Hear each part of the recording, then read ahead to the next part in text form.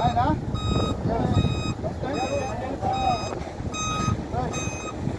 So, our topic for today is about history. Now, how many days? Now, hot season. So, you must be known what's the history. There are three types of heads. Head cramps, head excursion, and head stroke. So, what is the head cramps? The combination is head cramps, our body,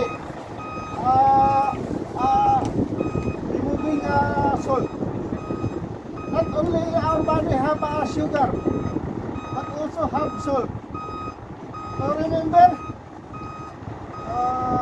this new guy, new abroad, all people Thomas time abroad.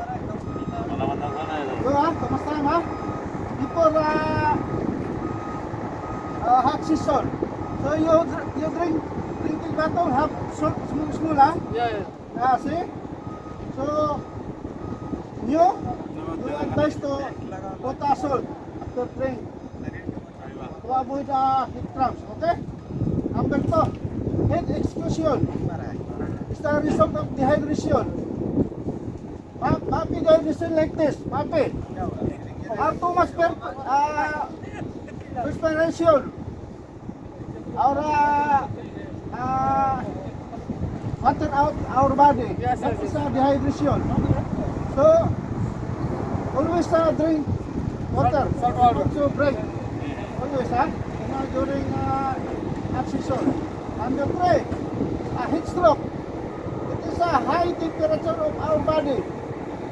So don't worry if have season time.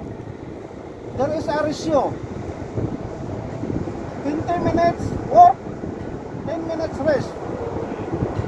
So this after season time, this safety implement